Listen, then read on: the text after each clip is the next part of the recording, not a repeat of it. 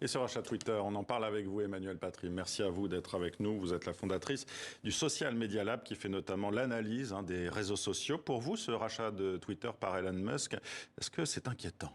Je trouve que c'est inquiétant d'un point de vue de l'expression, puisque Elon Musk prône la libre expression totale. Et on sait que c'est un libertarien. Et on sait que Twitter a déjà des problèmes de modération et de fake news. Donc la crainte qu'on peut avoir, c'est que ça aggrave en fait la dissémination des fake news et les problèmes de modération. Et justement, le risque majeur, vous venez de le dire, c'est la propagation de ces infox avec la volonté du milliardaire d'une totale liberté d'expression. Est-ce que c'est un risque aussi, tout simplement, pour les démocraties ?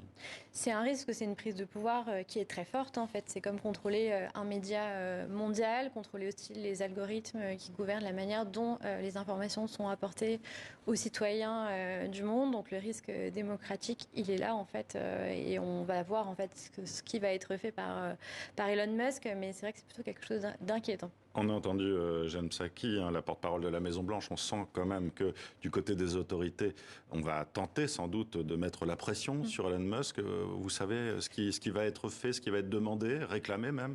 En tout cas, d'un point de vue européen, ce qui est sûr, c'est qu'il y avait déjà des requêtes de l'Europe envers Twitter qui étaient de lutter davantage contre les commentaires racistes, etc., contre les fake news. Donc il y avait déjà en fait ce problème-là qui était posé. Donc là, il va être encore plus fort. Donc je pense qu'effectivement, en tout cas d'un point de vue européen, ça va être posé.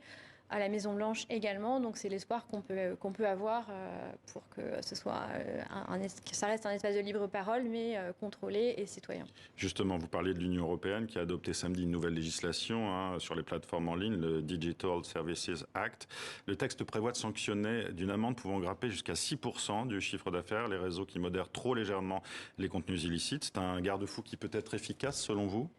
Je pense que, étant donné la situation, ça aurait pu être efficace dans la situation précédente, surtout dans une situation où Twitter était coté en bourse, mais dans la situation où, effectivement, on n'a plus de limites sur les développements et la société n'est plus cotée en bourse, il peut y avoir effectivement moins de freins, en fait, et l'amende est peut-être légère, en fait, par rapport à ce qui va être dépensé. Qu'est-ce qu'il faudrait faire, selon vous, justement ? Alors, ce qu'il faudrait faire, c'est s'assurer, en fait, qu'il y aurait quand même une modération, en tout cas à l'échelle de chaque pays, parce que le problème actuel, c'est qu'en fait les règles, par exemple la France, ne sont pas respectées sur Twitter, puisque c'est la législation américaine qui prévaut.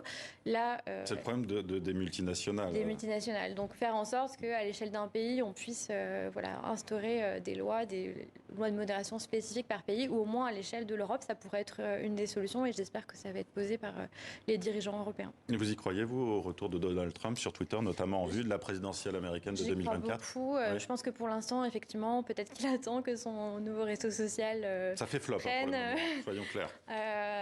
Et puis je pense qu'il y a un côté, je ne veux pas y revenir parce que j'ai été virée, etc. Mais je pense que moi, je pense qu'il y a de fortes chances qu'ils reviennent, surtout si ce réseau est porté par Elon Musk.